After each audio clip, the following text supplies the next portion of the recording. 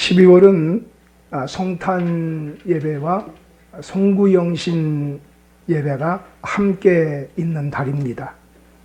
하나님이 한 해의 마지막 달에 성탄과 결산의 시간을 함께 주신 것은 의미가 있는 줄로 믿습니다. 성탄을 통하여 예수님의 오심의 의미를 알고 예수님의 행하신 대속 사역을 믿는 사람들은 예수님 안에서 새로운 피조물이 되어서 결산의 때에 예수님 안에서 믿음으로 살아간 것들에 대하여 귀하게 상급을 받는 복이 함께하게 될 줄로 믿습니다. 예수 믿는 사람들은 소망이 있습니다. 하나님께 나아가는 자는 반드시 그가 계신 것과 또한 그가 자기를 찾는 자들에게 상 주시는 이심을 믿어야 할지니라 라고 말씀하셨습니다. 예수 안에서 믿음으로 행한 모든 것에 대해서는 상을 잃지 않게 될 줄로 믿습니다. 오늘 본문은 천국의 혼인잔치에 관한 것입니다. 천국의 혼인잔치의 신랑은 예수님이고 신부는 교회 공동체 되어진 우리 성도들 개개인을 의미하는 것입니다. 이 말씀을 보다도 좀 잘 이해하기 위해서는 이스라엘의 결혼식 문화에 대해서 함께 이해하는 것이 필요합니다. 이스라엘은 결혼하게 되어질 때 어떤 식으로 결혼을 하는가 하면 7대 절기가 있는데요. 7대 절기의 때 청춘 남녀들이 다 같이 축제에 참여한다고 합니다. 다 같이 축제에 참여하다가 눈이 맞게 되는 경우가 있고 눈이 맞게 되면서 교제를 시작한다고 합니다. 그래서 내가 저 사람하고 이제 결혼해야 되겠다라고 작정하고 서로가 장례를 약속을 하게 되어지면 그러면 신랑 측의 대표 한 사람과 신랑과 함께 신부 집에 간다고 합니다. 신부 집에 가서 신부 아버지에게 이야기를 합니다. 우리 집안은 이러한 집안인데 근데 당신의 딸과 함께 정혼하기를 원합니다. 그것을 허락해 주십시오 라고 이야기한다고 합니다. 그러면 신부 될 아버지가 이제 신부간에게 이야기를 한다고 그래요. 저 신랑에 대해서 얼마만큼 알고 있냐? 저 신랑을 사랑하느냐? 저 신랑과 결혼하겠느냐? 근데 그때 얼굴이 홍시와 같이 빨갛게 되어지면 그러면 좋아하는 것으로 알고 그리고 난 이후에 이제 신랑 측에서 온 사람들과 함께 대화를 나누고 그리고 계약서를 작성을 하게 되어지고 그리고 난 이후에 신부와 신랑들 사람들이 포도주 한 잔을 따라서 반씩 나눠 마시고 그리고 한 두세 방울 정도는 그 계약서에 뿌린다고 합니다.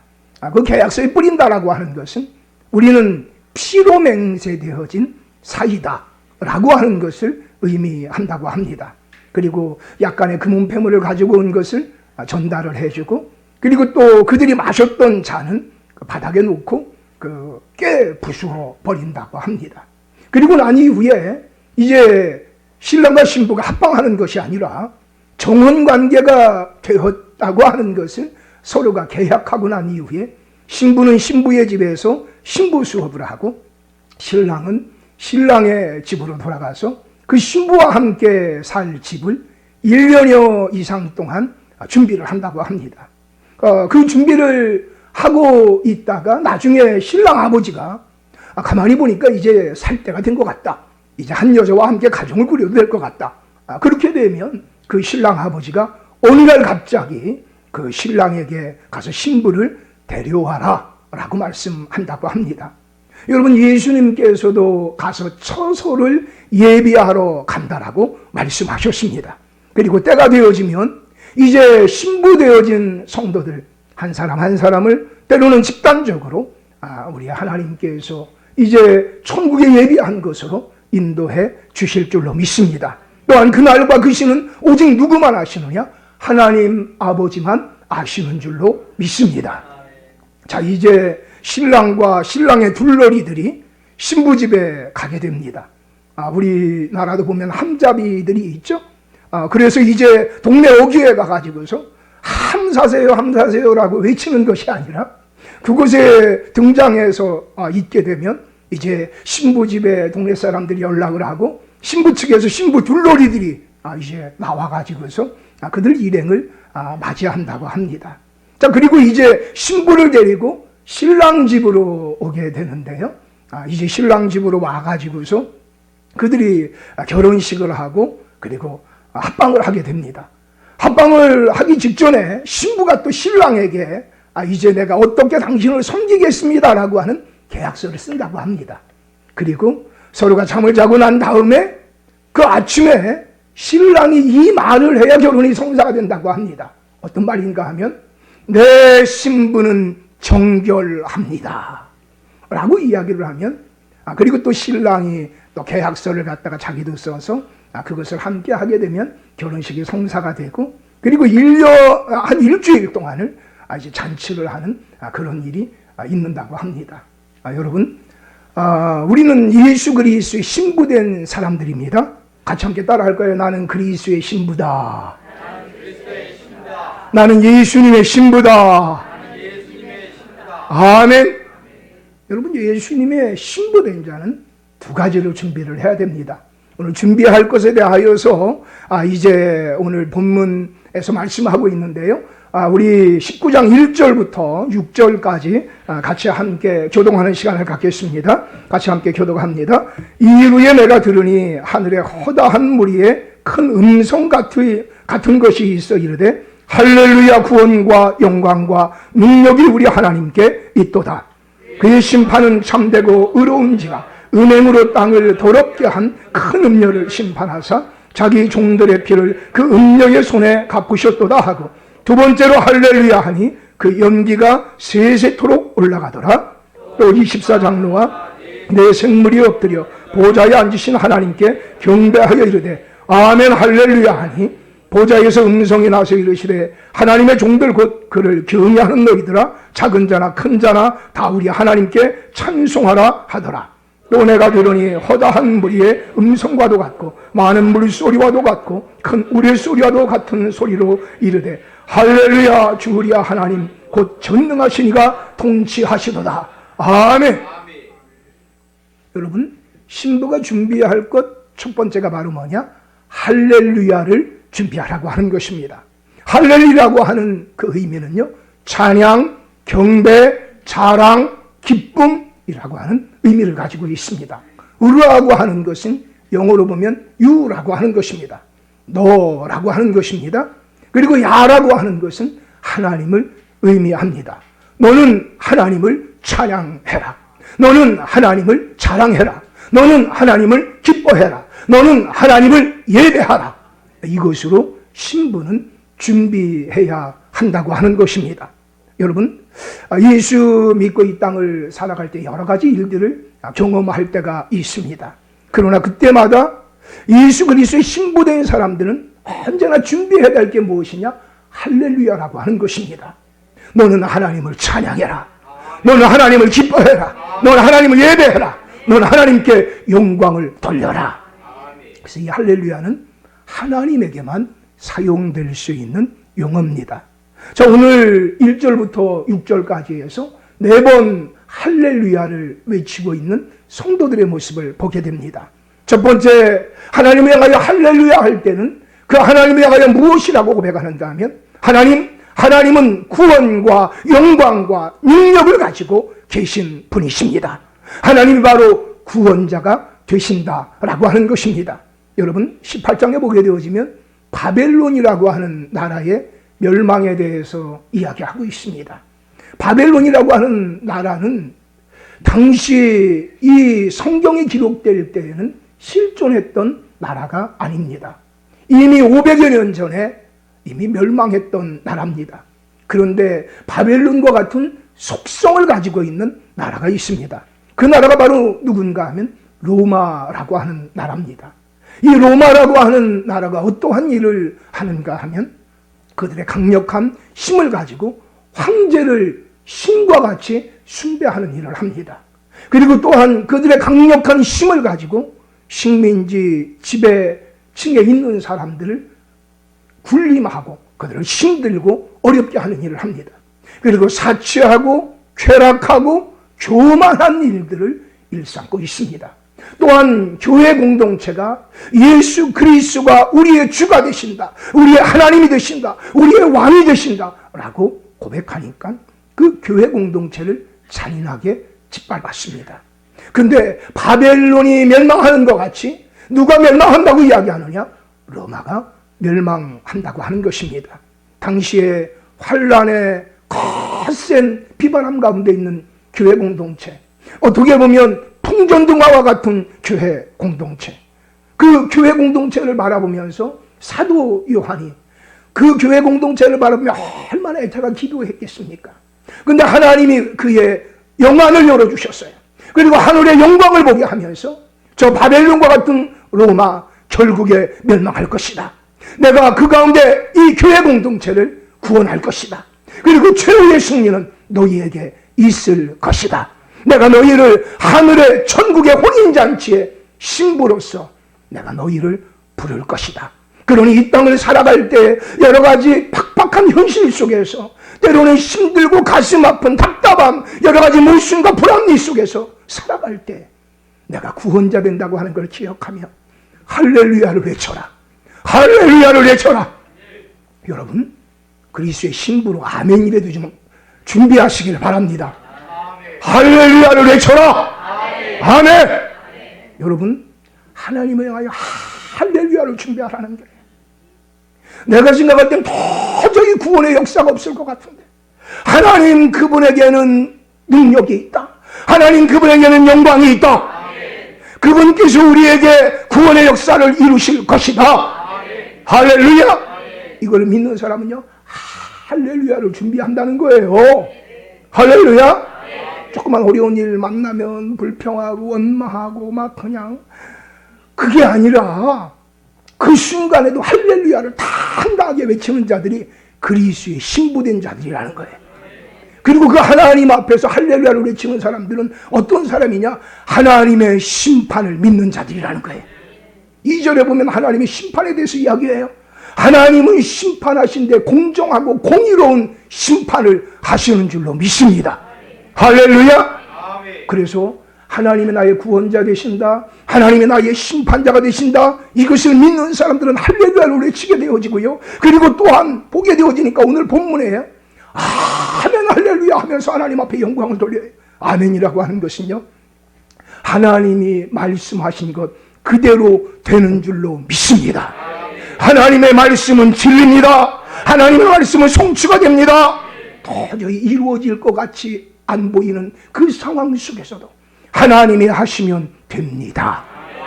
하나님의 입에서 나간 말씀 헛되이 돌아오지 아니하고 반드시 명하여 보낸 일을 성취하는 줄로 믿습니다. 그리고 여러분, 또한 하나님을 향하여서 할렐루야라고 외치는 것은 하나님이 전능자가 되어주셔서 온 세상을 통치하십니다. 할렐루야. 자, 여러분, 그리스도의 신부된 사람들은 뭐를 준비해야 된다고요? 그리스도의 신부된 사람은 뭐를 준비해야 된다고요? 좀 크게 좀 하세요. 당당하게 좀. 그리스도의 신부된 사람은 뭐를 준비해야 된다고요? 할렐루야. 한번 다시 한번 해볼까? 할렐루야. 자, 시작. 할렐루야. 할렐루야를 준비하시길 바랍니다. 근데 하나님이 어떤 분이라고 믿는다고요? 구원자 되신 하나님, 심판자 되신 하나님.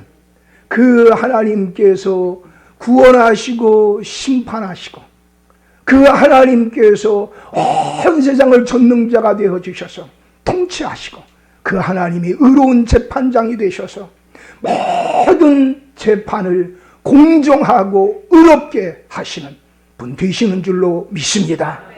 오직 그 하나님을 신뢰하고 믿는 사람, 그 하나님이 말씀한 것 반드시 성취실 것이라고 믿는 사람, 그 사람은 언제나 할렐루야를 외치며 하나님 앞에 나아가게 될 줄로 믿습니다. 세상에서 환난을 당하나 담대하라. 내가 세상을 이기었노라. 환난 가운데 나를 부르라. 내가 너를 건지리니 내가 나를 영화롭게 하리라. 합력하여 손이 되게 하리라. 로마서 8장 35절 이하에 보게 되면 하나님의 사람이 이렇게 외칩니다. 누가 우리를 그리스도의 사랑에서 끊으리요? 환난이나 곤고나 박해나 기근이나 적신이나 위험이나 칼이랴. 기록된 바 우리가 종일 주를 위하여 죽임을 당하게 되며 도살할 양같이 여김을 받았나야 함과 같으니라. 그러나 이 모든 일에 우리를 사랑하시는 이로 말미암아 우리가 넉넉히 이기느니라. 할렐루야. 내가 확신하노니 사망이나 생명이나 천사들이나 권세자들이나 현재일이나 장래일이나 능력이나 높음이나 깊음이나 다른 어떤 피조물이라도 우리를 우리 주 그리스도 예수 안에 있는 하나님의 사랑에서 끊을 수 없느니라. 할렐루야. 여러분, 여러 가지 일을 만날 때마다 할렐루야를 먼저 외치게 되는 믿음의 용사가 되기를 축원합니다. 어떤 여자 집사님이 신앙생활을 참 열심히 잘하는데 그의 남편 되는 분이 아주 인텔이고 잘생기고 가정적이고 더군다나 돈도 잘 벌고 매너도 좋고 다 좋은데 안 좋은 게 하나가 있대요. 신앙생활이 꽝이래요. 그래서 영적으로는 아주 불통먹통이라고 그래요. 그래서 예수님을 경험하고 천국의 그 귀하고 아름다운 은혜를 맛본 이 여자 집사님이 그렇게 간절히 기도했다고 그래요. 하나님, 내 남편 꼭 내가 만난 예수님 만났으면 좋겠어요. 그리고 그 좋은 것들을 하나님을 위해 좀 사용하면서 살았으면 좋겠어요. 근데 어느 날 그저 머리가 아프다고 그래서 병원에 갔더니 진단 결과가 나왔는데 뇌종양이라고 그러더래요. 그 뇌암이 된 거죠. 그래서 그 판정을 받고 난 다음에 그 남편은 얼마나 놀랬겠어요. 근데 그 여자 집사님은 속으로 할렐루야를 외쳤다는 거예요. 뭐 드러내놓고 할렐루야 하면 좀 덕이 안 되죠. 그러니까 막 속으로 할렐루야를 외쳤다는 거예요. 근데 나중에 종합적인 결과가 나왔는데 보게 되니까는 도저히 병원에서 치료할 수가 없는 지경에 그 종양이 있다는 거예요. 그래서 시력을 잃을 수 있고, 그리고 또한 이제 언어 기능도 잃을 수 있고, 또한 자칫 잘못하면 생명까지도 잃을 수 있다는 거예요. 근데 그 아내 되는 분이 그 남편한테 그렇게 얘기했다 그래요. 한 번 죽는 것은 사람에게 뭐 한 거예요? 우리는 알기는 너무 잘 알아요. 그때는 당황해서 알아도 써먹지를 못할 때가 있어요.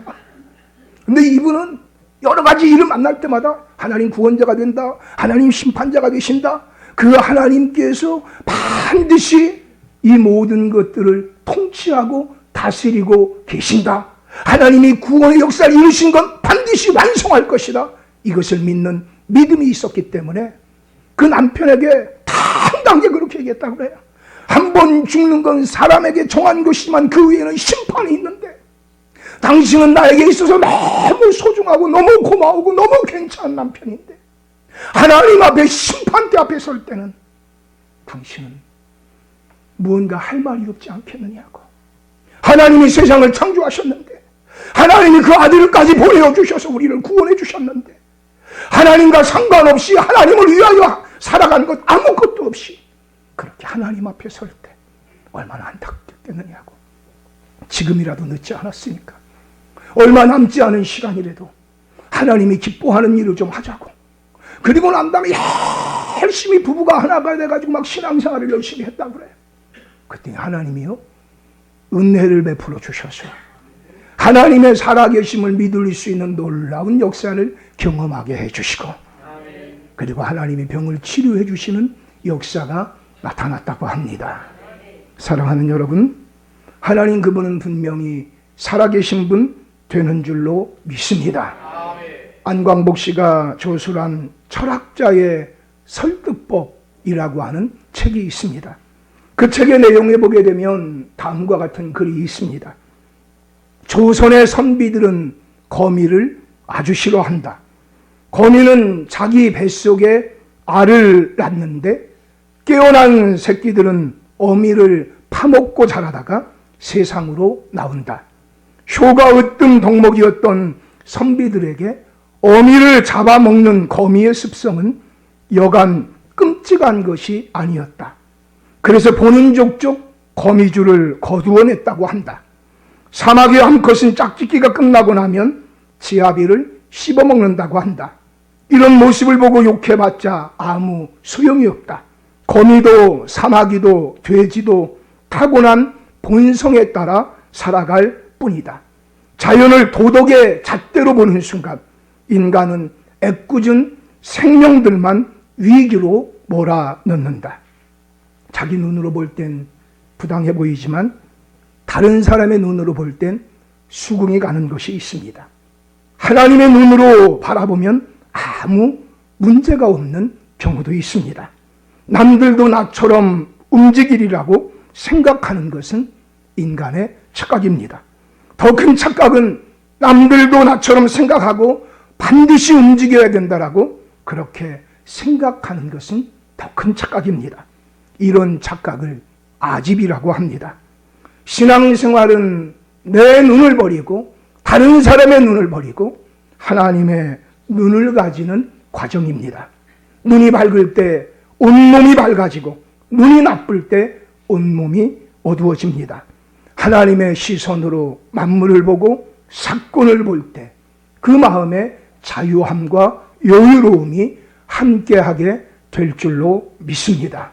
사랑하는 여러분, 하나님 안에서 여러 가지 일들을 우리가 만날 때가 있습니다.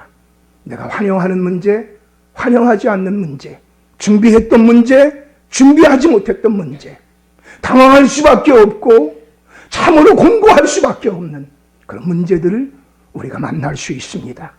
여러분, 그 문제 앞에서 하나님이 나를 사랑하신다. 하나님이 전능자가 되신다. 하나님이 통치자가 되신다. 하나님이 구원자가 되신다. 하나님이 심판자가 되신다.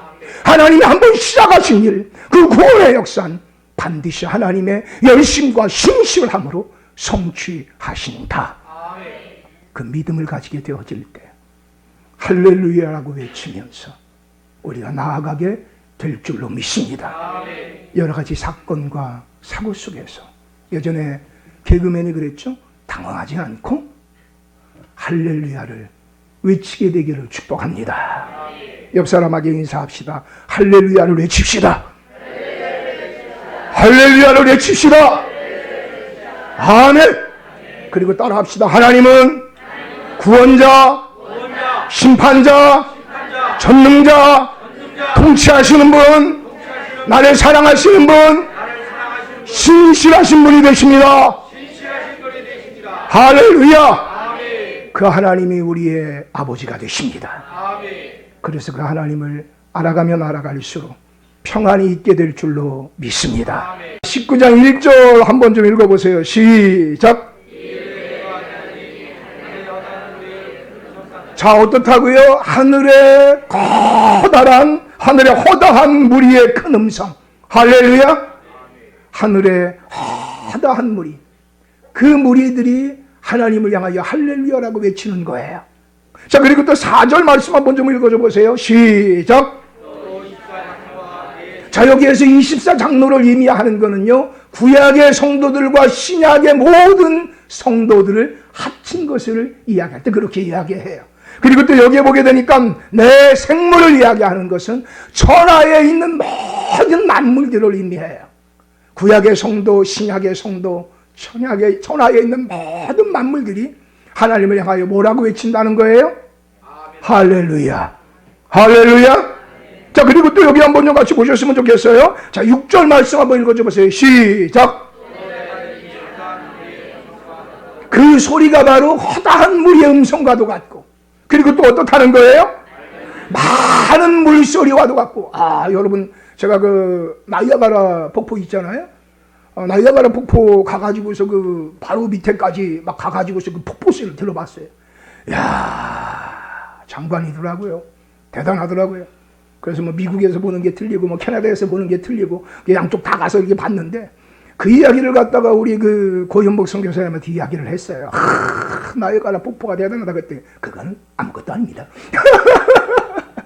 이과수 폭포를 보시면 아이 뭐 그거는 폭포 측에 아주 뭐 이과수 폭포 정도는 봐야 그래도 복을 받다라고 얘기할 수 있더라고. 야, 그렇게 이야기를 어쨌든 하더라고요.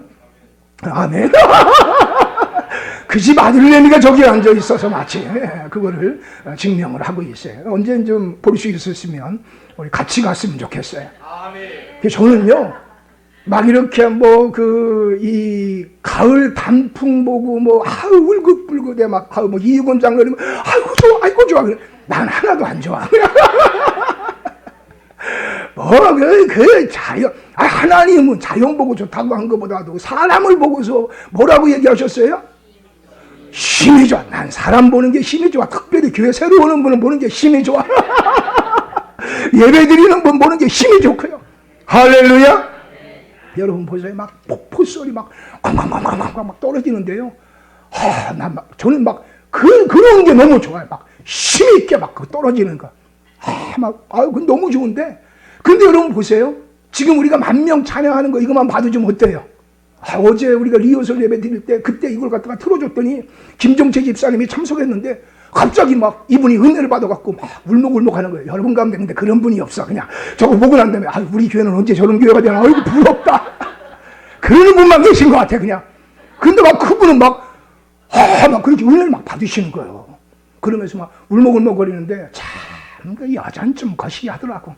그 아내 되는 그 신명습관을 살리면 남편이 울먹울먹 하니까 이 남자가 왜 그러나. 영적으로 좀 어쨌든 여러분 그 막 찬양하는 소리가 얼마나 대단하겠어요. 많은 무리의 음성 같고 많은 물소리 같고 그리고 또 그 다음에 뭐라고 그래요? 6절에 보게 되니까 뭐가 같다고 그래? 큰 무슨 소리 같다고요? 물소리 같다가 막 참으라고 사람을 두렵게 하는 게 아니라 물소리와 같은 막 그런 소리가 막 들려지는 거예요.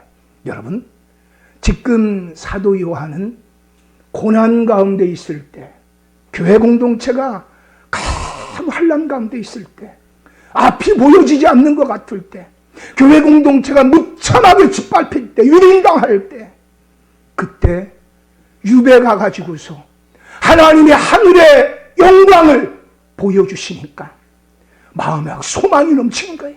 담담이 넘치는 거예요. 그래 할렐루야 주께서 승리하신다. 주께서 도와주신다. 주님이 구원자가 되신다. 주님이 심판자가 되신다. 주님이 시작하신 구원 마침내 완성하실 것이다. 사람이 통치하는 것 같지만 전능하신 주께서 다스리신다. 할렐루야. 그래서 여러분 하나님 믿는 사람은요 좀 영안을 하나님 열어주셨으면 좋겠어요. 같이 고백하고 싶다. 우리도 보고 싶다. 옆 사람한테 이야기해 주세요. 제가 위에서 기도해 드릴게요. 자 시작.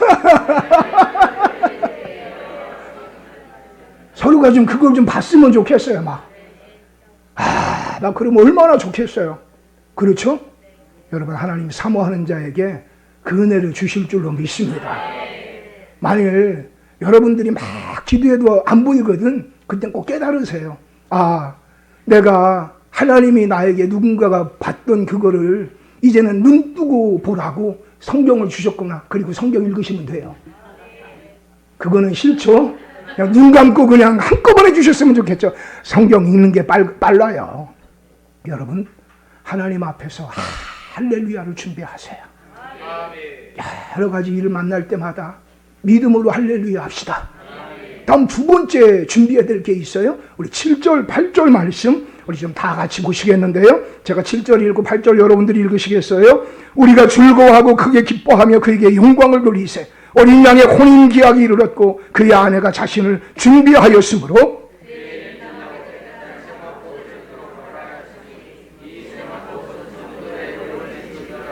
아멘. 자 여러분 신부가 어떤 옷을 입죠? 웨딩드레스를 입죠. 그런데 그리스도의 신부 되어진 자들에게는 무엇을 입혀주시느냐? 세마포 옷을 입혀주신다 그래요.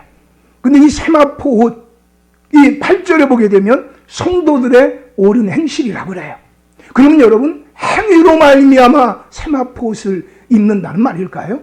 여러분 그건 아니고요. 우리 같이 함께 말씀 보셨으면 좋겠어요. 요한계시록 7장을 좀 같이 봐주세요. 7장 13절 14절 7장 13절 14절입니다.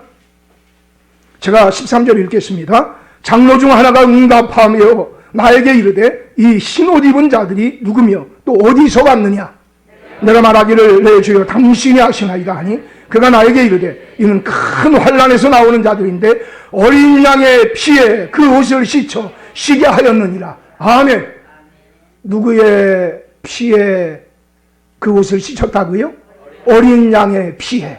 예수님이 나의 죄를 위하여 십자가에 못 박혀 죽으셨습니다 라고 믿는 자들은 하나님이 세마포 의의 옷을 입혀주시는 줄로 믿습니다. 근데 여러분, 그 옷을 입었다. 내가 이제 예수님 영접하여 나의 모든 죄가 사함받았다. 내가 예수님 믿음으로 말미암아 영원한 피가 흘려짐으로 나의 과거, 현재, 미래의 죄가 사함받았다 라고 하는 것을 믿는 사람은 이제는 어떤 삶을 사느냐? 예수와 함께 더불어 함께하는 삶을 살아감으로 말미암아 그가 진실로 하나님의 사람이라고 하는 것을 증명하며 사는 줄로 믿습니다. 여러분, 특별히 마태복음 25장에 보게 되어지면 그런 말씀이 있습니다. 하나님이 세상을 심판하시는데 양과 염소로 나눕니다. 양에 속해 있는 사람들에게는 이렇게 말씀하십니다. 복받을 자들이요, 나와 창세로부터 너희를 위하여 예비된 나라를 상속받으라. 내가 줄일 때에 너희가 먹을 것을 주었고 목마를 때 마시게 하였고 나그네 되었을 때 영접하였고 헐벗었을 때에 옷을 입혔고 병들었을 때에 돌보았고 옥에 갇혔을 때에 와서 보았느니라 말씀하시고, 염소편에 속한 자들에게는 이렇게 말씀하십니다. 저주를 받은 자들아 나를 떠나 마귀와 그 사자들을 위하여 예비된 영원한 불에 들어가라. 내가 줄일 때 너희가 먹을 것을 주지 아니하였고 목마를 때 마시게 하지 아니하였고 나그네 되었을 때 영접하지 아니하였고 헐벗었을 때 옷 입히지 아니하였고 병들었을 때와 옥에 갇혔을 때에 돌보지 아니하였느니라. 이 양과 염소의 편에 속해 있는 자들이 하나님의 이 말씀을 꼭 동일하게 이야기합니다. 우리가 언제 주께서 줄이실 때 목마를 때 갇혔을 때 그 일을 하였나이까? 그때 주께서 말씀하시죠. 여기 내 형제 중에 지극히 작은 자 하나에게 한 것이 곧 내게 한 것이니라. 여러분, 오늘날 많은 사람들이 상대적인 박탈감 속에 살아갑니다. 양극화 현상이 심화된다고 합니다. 많은 사람들이 아웅다웅하며 경쟁하며 다투며 살아가고 있습니다. 여러분, 이때의 예수님 닮은 사람은 어떤 삶을 살아가야 될까요? 끊임없이 높은 것만을 바라보며 나보다 더 많이 가진 사람들, 그들을 부러워만 하며 스스로 자기 자신을 비참하게 여기며 살아가는 것이 하나님의 백성의 살아가는 모습일까요? 당시의 로마의 모습도 자신들의 힘과 능력을 가지고 연약한 사람들을 짓밟고 군림하고 사치하고 최락하고 교만하게 살아갔습니다. 그리고 인간을 숭배하며 살아갔습니다. 근데 그들은 결국 멸망하고 말았습니다. 여러분, 하나님의 백성들이 살아야 할 삶, 그 삶은 예수님이 보여주신 그 삶을 언제나 꿈꾸며 그 삶을 살기 위하여 도전하는 역사를 이루어야 할 줄로 믿습니다. 어떤 후궁을 365명이나 거느리고 있는 왕이 있었다고 그래요. 365명이나 되는 그 후궁이 하나같이 이쁘고 몸매도 착하고 마음도 착하고 아주 부드럽고 순종적이고 다 괜찮은 여자들만 있었다고 그래요. 근데 그런 왕이 어느 날 수도원에 가서 수도사를 만났다고 합니다. 수도사를 보니까 자기의 삶과 비교해 보니까 사람이 사는 것 같지 않은 거예요. 똑같은 생을 사는데 저 사람은 먹는 것도 제대로 못 먹고 여자도 없고 누리는 것도 없고 너무 불쌍해 보여가지고 이렇게 얘기했다고 그래요. 정말 굉장히 큰 희생을 치르며 사시는군요. 그러자 수도자가 이렇게 얘기했다고 그래요. 왕이 치르는 희생에 비해서야 비할 바가 못 되지요. 그러자 왕이 수도자에게 이야기했다고 그래요. 아니, 내가 당신보다 더 큰 희생을 치른다니요? 객관적으로 보면 당신이 더 큰 희생을 치르지 나같이 행복한 사람이 어디 있다고. 그랬더니 그 수도사가 그렇게 얘기했다고 그래요. 나는 영원한 삶을 얻기 위해 덧없는 삶을 버렸는데 왕은 덧없는 삶을 위해 영원한 삶을 버리셨으니 정말 굉장한 희생을 치르셨군요 라고 말했다고 합니다. 사랑하는 여러분, 신부는 정결한 삶을 살아가야 합니다. 내가 누리기를 원하는 것보다 그분의 기쁨을 위하여, 영광을 위하여 그분 앞에 설 그날을 바라보며 살아가는 자가 신부인 줄로 믿습니다. 여러분, 논어의 수리편에 보면 이런 글이 있습니다.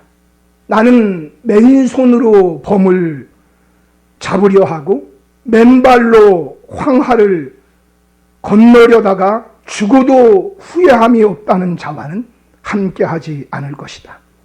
반드시 일을 하는데 두려운 생각을 가지고 지혜를 쓰기를 좋아하는, 이를 성공시키기를 원하는 자들과 함께 할 것이다. 여러분, 이 말은 공자가 그의 제자인 자로가 어느 날 만일 스승께서 군대를 통솔할 기회를 얻는다면 어떤 사람과 함께 하고 싶으냐라고 하는 질문에 이렇게 답을 한 것이라고 합니다. 포호 빙하라라고 하는 말이 있습니다. 맨주먹으로 호랑이를 잡는다, 황하를 걸어서 걷는다 라고 하는 뜻입니다. 이 말은 두려워할 것을 두려워하지 않는 무모한 용기를 일컫는 말입니다. 공자는 이런 사람들과는 함께하지 않겠다는 것입니다. 아리스토텔레스 또한 니코마코스 윤리학이라고 하는 곳에서 이런 말을 했습니다. 용감한 사람이란 마땅히 두려워해야 할 것을 두려워하는 사람이다. 그리스인 조르바라고 하는 책을 저술한 현대 그리스 문학을 대표하는 소설가이자 시인인 니코스 카잔 차키스라고 하는 사람이 있습니다. 그는 자신의 묘비병에 다음과 같은 것을 기록해달라고 했습니다. 나는 아무것도 바라지 않는다. 나는 아무것도 두려워하지 않는다. 나는 자유다. 여러분, 굉장히 멋져 보이지 않습니까? 자유인으로서 아무것에도 매이지 않고 두려워하지 않는다고요? 하나님은 우리가 진정으로 두려워해야 할 것이 있다라고 말씀하셨습니다. 우리의 인간은 어느 누구도 우리의 삶에 대하여 심판하실 그 하나님 앞에 설 것을 두려워해야 할 줄로 믿습니다. 몸은 죽여도 영혼은 능히 죽이지 못하는 자들을 두려워하지 말고 오직 몸과 영혼을 능히 지옥에 멸하실 일을 두려워해라 라고 주님이 말씀하셨습니다. 여러분, 우리의 삶을 심판하실 그분이 계십니다. 성탄의 예수님 맞이하고 우리의 삶을 그 성탄의 예수님이 살아셨던 그 삶을 함께 살아내며 귀하게 할렐루야를 외치고 정결한 삶을 살아간 자들은 그날의 영광의 면류관으로 기쁨의 축제에, 그 혼인잔치에 참여하는 복된 사람이 될 줄로 믿습니다. 사랑하는 여러분, 로마는 인간을 숭배하고 교만과 사치와 방탄과 그리고 사람들 위해 자신들이 가지고 있는 힘을 가지고 군림하다가 결국 멸망하고 말았습니다. 이 땅 한 번뿐인 인생을 살아갈 때 영혼을 준비하며 사시겠습니까? 아니면 이 땅 살아가며 불나방과 같은 모습으로 그렇게 살아가기를 원하십니까? 사랑하는 성도 여러분, 할렐루야를 예배하며 삽시다. 은혜로 세마포옷을 입은 것을 감사하며 삽시다. 은혜로 세마포옷을 입은 자로서 예수님이 사셨던 작은 예수의 삶을 꿈꾸며 살게 되기를 소원합니다. 과거 일제강점기에 신사참배를 한 분들과 신사참배를 하지 않은 분들이 있었다고 합니다. 허다한 분들이 신사참배를 했는데 신사참배를 하지 않았던 분들은 많은 고초를 겪었다고 합니다. 근데 놀라운 것은 일제강점기가 끝나고 난 이후에 신사참배를 하지 않은 사람들이 더 잘되는 것이 아니라 신사참배를 한 분들이 더 승승장구했다고 합니다. 이유가 어디에 있을까요? 신사참배를 하지 않은 분들은 그 마음 가운데 내가 신사참배를 하지 않았다라고 하는 그 자기의가 있었고, 그리고 또한 신사참배를 한 사람들을 향하여서는 계속 정죄하는 마음, 비난하는 마음을 가지고 있는 분들이 있었다고 합니다. 모든 사람이 그런 건 아니지만 그런 분들이 많이 있었다고 합니다. 여러분, 그 중에 하나가 바로 우리 침례교회이기도 합니다. 우리 침례교회는 신사참배를 하지 않음으로 말미암아서 아예 침례교회 교단 자체가 완전히 소멸되었던 적이 있습니다. 근데 여러분, 오히려 지금은 장로교회, 또 감리교회, 또 성결교회, 순복음교회, 그런 것이 오히려 큰 부흥을 맛보고 있는 것을 보게 됩니다. 꼭 그런 건 아니지만 왜 그럴까요? 그분들 가운데 허다한 분들이 그 마음에 나는 신사참배한 죄인입니다. 나는 부끄러운 죄인입니다. 나는 하나님의 은혜가 아니면 살 수가 없는 자들입니다. 여러분, 어떤 사람은 매번 결심만 하고 결단만 하는 사람이 있습니다. 매번 넘어집니다. 누군가가 그에게 그렇게 얘기할 수 있습니다. 결단만 하면 뭐하냐? 결심만 하면 뭐하냐? 사랑하는 여러분, 넘어지지 않고 걸을 수가 없습니다. 넘어짐에도 불구하고 바른 방향을 가지고 일어서면 됩니다. 그리고 다시 한번 마음을 굳추 세우고 앞으로 나아가면 됩니다. 기독교인은 넘어졌다고 지적하고 비난하는 것이 아니라 넘어진 사람을 다시 일으켜 세워주고 함께 격려하며 위로하며 함께 그 나라를 향하여 나아가는 자들 되는 줄로 믿습니다. 여러분, 할렐루야로 준비합시다. 할렐루야로 준비합시다. 사랑하는 여러분, 청결함을 준비합시다. 그러므로 주님 앞에 서는 그날, 아니 내가 주님 앞에 가든지 주님이 오시든지 우린 주님 앞에 서게 될 건데, 그때 부끄러움이 없는 그 복된 자들로 우리가 발견되어지게 되기를 축원합니다. 같이 기도하겠습니다. 7년 5개월여 함께 했던 한 가족이 하나님의 선한 계획으로 말미암아 떠나갑니다. 하나님, 여호와 이레가 되어 주셔서 하나님 준비해 주신 줄로 믿습니다. 여호와 샬롬의 하나님, 평강을 주옵소서. 여호와 니시의 하나님, 승리하게 하여 주옵소서. 저들이 가는 길에 하나님의 영광이 나타나게 하여 주옵시며, 야곱과 동행하셨던 하나님이 저들과 동행하여 주셔서 믿음에 믿음을 더해 주시고, 은혜에 은혜를 더하여 주시고, 능력에 능력을 더하여 주시며, 지혜에 지혜를 더하여 주시고, 건강에 건강을 더하여 주시며, 부여에 부여를 더하여 주옵소서. 저들의 가정에 하나님의 나라 임하게 하여 주옵시며, 부부간에 행복이 넘치게 하여 주시고, 귀한 자녀 예준이와 예건이 신앙의 천재로 살아갈 수 있도록 도와주옵소서. 저들이 몸된 교회에서 흘린 땀방울을 기억하여 주시고, 저들의 눈물을 기억하여 주옵소서.